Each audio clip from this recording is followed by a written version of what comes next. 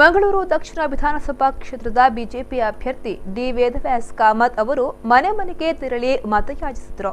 ನಗರದ ಬಿಚ್ಚೈ ಕಾಪಿಕಾಡ್ ಆನೆಗುಂಡಿ ಪರಿಸರದ ವ್ಯಾಪ್ತಿಯಲ್ಲಿ ಬಿರುಸಿನ ಮತಯಾಚನೆ ಕೈಗೊಂಡರು. ಇತ್ತ ದೇವಸ್ಥಾನ ದೈವಸ್ಥಾನಕ್ಕೂ ಭೇಟಿ ನೀಡಿ ವಿಶೇಷ ಪೂಜೆಯನ್ನ ಸಲ್ಲಿಸಿದರು. ವೇದವ್ಯಾಸ್ ಕಾಮತ್ ಜೊತೆ ಕಾರ್ಯಕರ್ತರು ಕೂಡ ಮತಯಾಚಿಸಿದರು.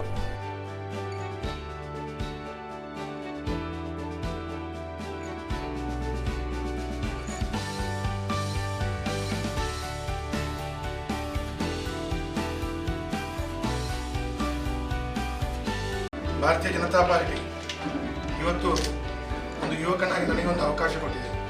ಈ ಅವಕಾಶವನ್ನು ಸದುಪಯೋಗ ಮಾಡಿಕೊಳ್ಳಿ. ನೀವು ಏನು ನನ್ನ ಮೇಲೆ ವಿಶ್ವಾಸ ನೀಡ್ತಿದ್ದೀರಿ, ಆ ವಿಶ್ವಾಸಕ್ಕೆ ಯಾವತ್ತೂ ಕುಂದುಕೊರತೆ ನೀವು ಏನು ಅಪೇಕ್ಷೆಯನ್ನು ಇಟ್ಟಿದ್ದೀರಿ, ಆ ಅಪೇಕ್ಷೆಯನ್ನು ಪೂರ್ಣ ರೀತಿಯಲ್ಲಿ ಪ್ರಗತಿಯ ಹತ್ತರಲ್ಲಿ ಹೋಗುವಂಥದ್ದಷ್ಟೇ. ಮತ್ತು ನರೇಂದ್ರ ಮೋದಿಯವರು 4 ವರ್ಷದಲ್ಲಿ ಯಾವ ರೀತಿಯಲ್ಲಿ ಈ ದೇಶವನ್ನು ಮುನ್ನಡೆಸಿದ್ದಾರೆ, ಯಾವುದೇ ಒಂದು ಕಪ್ಪು ಚುಕ್ಕೆ ಇಲ್ಲದೆ ಭಾರತವನ್ನು ಈ ಪ್ರಪಂಚದಲ್ಲಿ